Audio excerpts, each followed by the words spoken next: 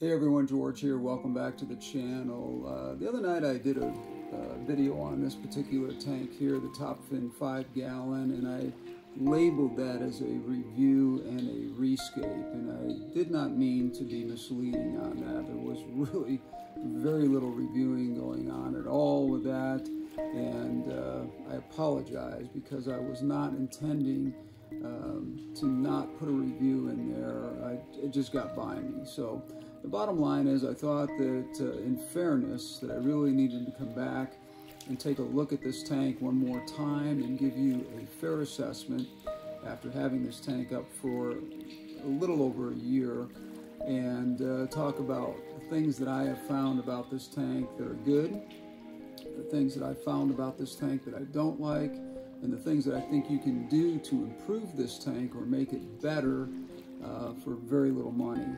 And that's really what the intention was, other than rescaping it, which we did. And I wanted to be able to come back and sort of clarify that and be honest with you about that assessment, and give me an opportunity to really review this tank and give you a very good review that gives you the tools to go out and figure out whether or not this is a tank for you or if it's not. Right now you can find these tanks as low as $39.99 at PetSmart, which I think is a steal because they start out at $69. I've seen them at $59 occasionally, and like I said, right now they're on sale for $39, likely because of the situation we're in, you know, with the whole country or the whole world right now with this global pandemic. So it's a good buying opportunity if you're in the market for one of these small tanks and you're looking to get one.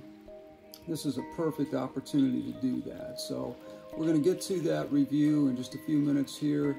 Thank you for your understanding and forgiveness on whether or not I was being misleading on that. I certainly didn't intend to be. So we're going to get to that in just a few minutes here and start reviewing this tank the way we intended to originally.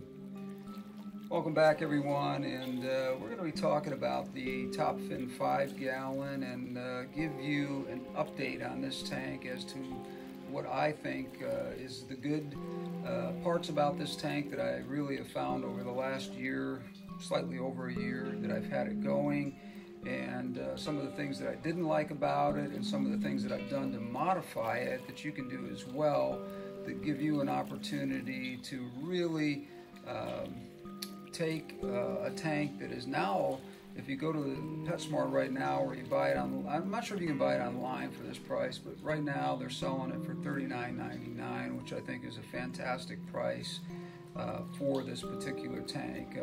When I originally purchased it, I thought it was a great price at $49.99, so 10 bucks less, and this tank is up and going. It's dead quiet. That's the first thing I want to tell you, is you cannot hear this tank.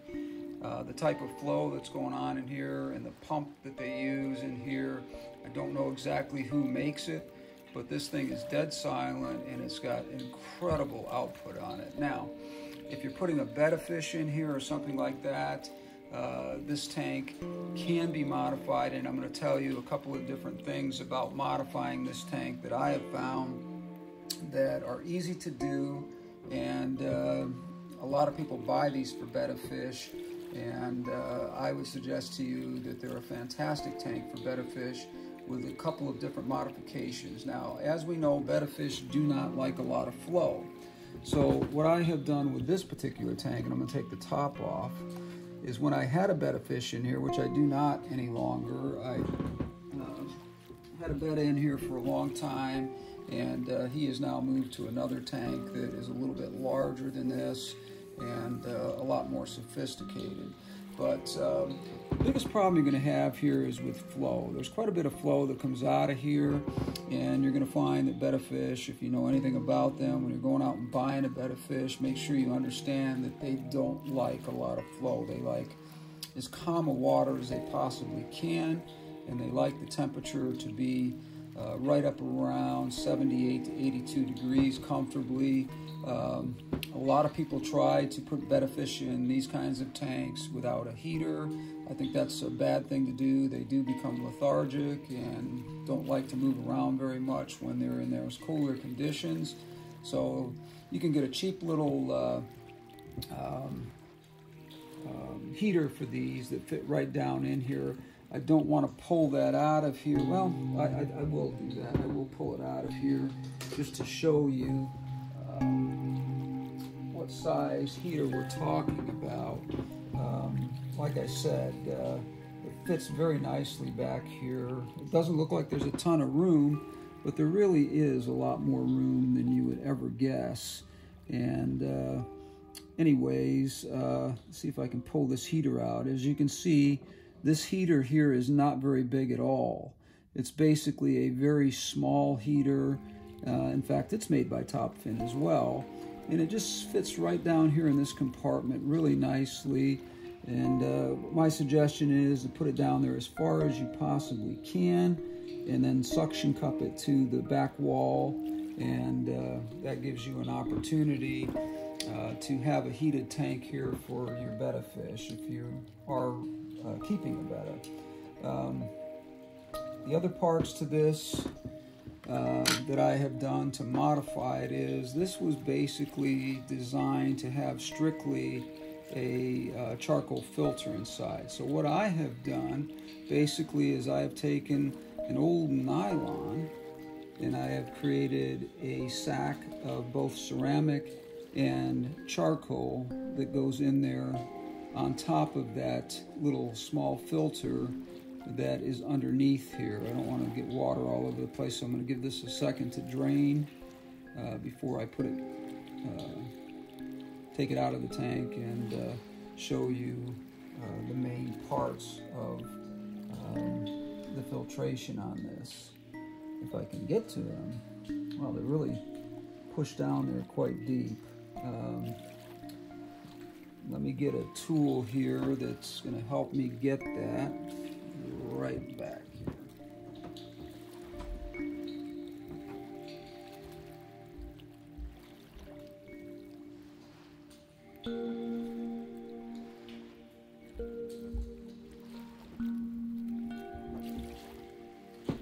Don't you hate it when somebody leaves a room and they have to go get a tool to do something? Anyways, this is the filter that normally is in this tank, and as you can see, it is just going to be something that I'm going to have to take apart a little bit more to show you how I'm filtering this. Now, basically what we have here is we have some sponge matter and we have this filter right here. Now this filter is something that just fits right down in here, and what I have done to give it a little bit more filtration is I have wrapped it in some sponge material, which also, as you know, sponge is a fantastic way of collecting good bacteria. And then this all just slides down right into here, no problem at all. It fits really nicely. And I just take, you know, a little pair of tweezers like this and put it all back together. And then you can take your filter matter, and all I've done is taken an old nylon basically and filled it with charcoal and ceramics, and then I've stuck that right in there as well on top of that filter, and that is just going to give you every single thing that you're going to need for this little tiny little tank. And it all fits down in there fantastic as well. And of course, after that, all you need to do is snap this guy right back on here. The two cords that are running this, other than the light cord, which I'm going to get to that in a second. There's some problems with this tank as far as the light cord, and that's been something that I've talked about originally when I got this. I'm not sure why this is not snapping in here, but there we go. There are some things about this that I did not like, and one of them was that it did not come with a light slash filter, or not filter, but pump, a light slash pump separation. In other words, if you had the light on and the pump together, you had to manually come along and turn that light out. And I didn't like that feature. I thought that was kind of cheesy that they did that, because it really didn't give you an opportunity to use this to its full potential. I'm not sure why I'm having trouble with this cord. I don't normally have trouble with the cord on this thing. There we go. You just have to play around with it a little bit.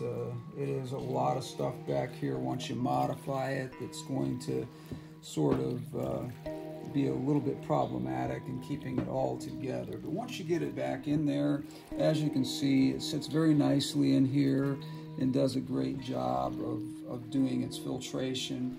And I really think with just these small modifications that you can really turn this into a tank that filters about 2 or 3 times better than what the original tank was designed to do. Now, the light system on this, it came with a longer light with this, and like I said, that light was part of a double gang wire that basically, if you wanted that light to go off in the evenings on a timer, you couldn't do it, because unfortunately you had a situation where the pump and the light were tied together on the same cord with a little plug. And so if you were to put this on a timer, which I like to do for convenience to all of my tanks, then you basically had a situation where your pump went off in the evening, and obviously we can't have that going on. So what I did is I replaced the light on this, and I gotta tell you, the original light for this was absolutely fantastic. It was I think 31 or 32 par for a small little tank like this, which I thought was amazing. And it really grew plants really well. In fact, if you look at my original video on this, you will see that there was a lot of people who really agreed with me that the lighting situation on this was one of the best that there is. I'm going to come back in a minute here, and we're going to talk a little bit more about the design of the tank itself and the new lighting system that I put on here, and we're going to get to that in just a second here. So one of the other things I want to talk about with this particular tank and some of the other features on it, it does come with a glass top. I recommend any tank that you have that you use a glass top. Now, as you can see, this particular top, let me wipe it down a little bit here so I don't get water all over the place, but I like to clean these. Every time I clean the tank, I like to clean the glass on these, because they do get a lot of condensation in here, and they keep a lot of heat into the tank. So anyways, as you can see, this comes with some clips that just slide off, and you can put them anywhere basically on here that you want, and there's one in the front as well. And then basically this just sets right on top, which is a nice fit, and then just slides right up into the area you need it to be, and it's a nice tight fit. I like, as I said, to have a top on all of my fish tanks, because fish do jump. You know, you see a lot of videos out there with people escaping their tanks, and they've got these beautiful, gorgeous tanks, and you know, the fish are swimming around in here, and they act as though they don't ever lose a fish that way. Well, the bottom line is they're only doing that for filming purposes. So in other words, that's not something that they're doing all the time. So when the cameras go out, the lid goes back on. I can almost guarantee you that. The second thing I wanted to mention about this particular tank was the original light that came with this, as I said, was a light that you had to physically turn off in the evenings, or however many hours of the day that you wanted this thing on. You could not put it on a timer, because like I said, it was ganged together with another plug that ran the pump for this, and obviously you can't do that and have the pump going off in the evening along with the light. So I did change the light out on this. I went to a little bit more expensive light with a little wider spectrum of lighting in it, and it fit perfectly right down in here. This is made by Cobalt, and it does have the ability to program it for dimming as far as in the evenings as the day gets darker. The light on this tank gradually works its way down and then eventually goes out. Same thing for in the morning. You can set it to come on in the morning very gradually, waking the fish up in a way that doesn't disturb them so abruptly as having the light just pop back on. So those are really the modifications that I made. I'm going to turn the camera over here a little bit my direction this way so I can face you a little bit better. Hopefully you can still see the tank. But those are the modifications that I made to this tank, and I thought they were good modifications. It didn't cost me a whole lot of money. I actually had this light given to me by Cobalt to test out, and so I used it on this particular tank, and I really think it has turned out to be a great piece of equipment for this particular tank. Now this slides right up in and out of here, fits exactly like the old light did. As you can see, I do have some stuff blocked out on here with some tape. You can do the same thing if you need to.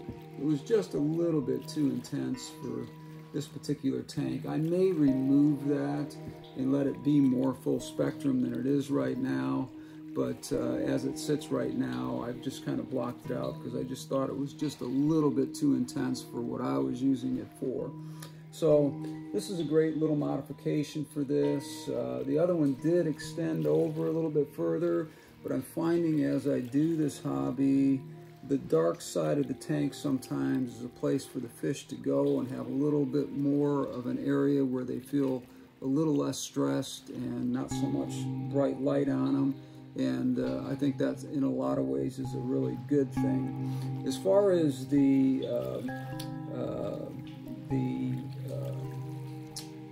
what am I trying to say here?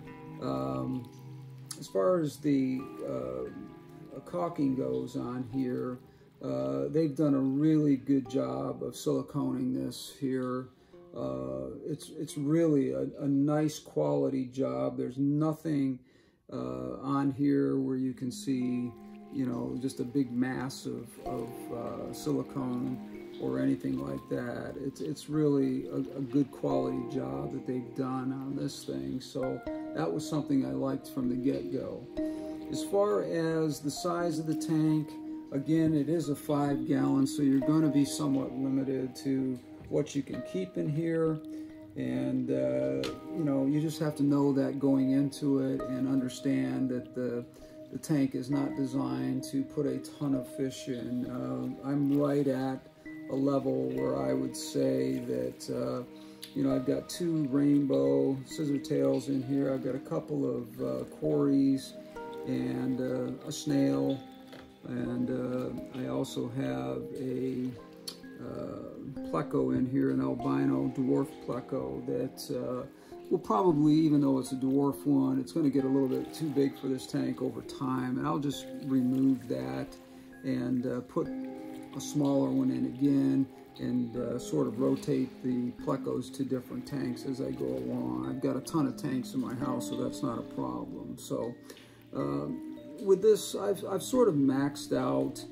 I maybe could do another female or 2 in the rainbows here, which, I don't know, I think I've got a mating pair here. I have seen these 2 doing some pretty interesting stuff that I've looked up, and it looks like it's kind of a mating ritual between the 2. So I've got a pair here that I believe are kind of compatible, and he chases her around a little bit, but it's more of a protective thing. You'll notice that he hangs with her, and then any other fish that are in the tank, if he sees them as a threat, he'll go over and not bite at them or anything like that, but maybe just kind of dance around them and let them know that this is his mate. So anyways, the bottom line is, getting back to the tank itself, one of the things that I did not like about this tank, and we'll talk about for a minute, is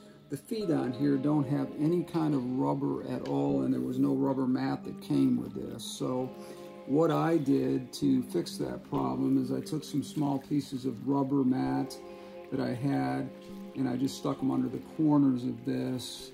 It's kind of a hassle when you have to move the tank. I do have on order some rubber pieces that I can stick to the bottom of this, and that's probably the way I'm going to go in the long run. This tank is still, as far as I'm concerned, one of the better 5-gallon nano tanks that I've ever had for the price, and is a really, really good tank. Now I scaped this a little bit differently, well, actually a whole lot differently than the original scape that I had on here, and so this is quite a different look than the original. If you saw the original video that I did, the review on this tank, you're going to notice that it's quite a different change and quite a total detour from the original scape that I did, which was much more of a fuller look with plants and that sort of thing. And it's not because the plants had any problems in here. It was more that I got rid of the betta fish out of here and put that one into a larger tank. The betta fish was in a larger tank, and I wanted to try this particular look here. As you can see, this is scaped up into the corner here with some rock. There's some mosses that are glued down. There's some repens in here. There's some petite Nana Anubias in here. And these are true Anubias petites. I purchased them that way. There is a couple of the Amano balls, moss balls that are in here that I just sort of stuffed between the rocks to give it that look as though they were growing out between the rocks. That's worked out real good. And then the repens are in various places around the tank. Now, some of the plants that belong to this tank, I have a couple of bronze crypts that are very low growing that I will be putting in here, but they have not come in the mail because of the situation we're in right now. Mail is running a little bit behind on getting some of these things delivered, so just have to be patient with that, and we'll do another review on this tank maybe in a month or so to just kind of give it an update as to the look and some of the changes that I might have made. I also want to do a little bit more moss along the edge of the top of this branch right here, just to give it that look of, you know, of age and a little bit of character. I think the shadowing is fantastic in this tank. The way some of the shadowing is so important when you're scaping. I know we're getting away a little bit from the actual conversation about the tank, but I want to talk to you about some of these design techniques with a tank of this nature here, because this is basically a 5-gallon peninsula style tank. This is not a traditional 5-gallon. Most 5 gallons that are traditional, you'll find that all of the heating and the light and your pump and everything would be off the back side here, and probably a black background. Now, that's the next thing that I would recommend to you, is getting a background for this. I do have one on order. Everybody seems to be out of them right now, so I do have a roll of black background, and I've also thought about putting in a trying to remember the correct word for this, but that sort of glazed over glass look there, where it's just looks like it's been sandblasted down, and I thought maybe that would look good with the gray background here for the containment area for your pump and that sort of thing. But then I thought, you know, the contrast of the black against back here with the color of stone that we have and everything might actually look better. So I'm going to get both of those just because I can always use them in the future, and make a decision by just putting them up behind it and seeing which one looks the best. But that's something that's really easy to do, something that you can you know, do for, you know, $5 or $6. There's a couple of different kinds out there. There's kinds that stick onto the tank. You got to be really careful with those, because once they're on, they're on.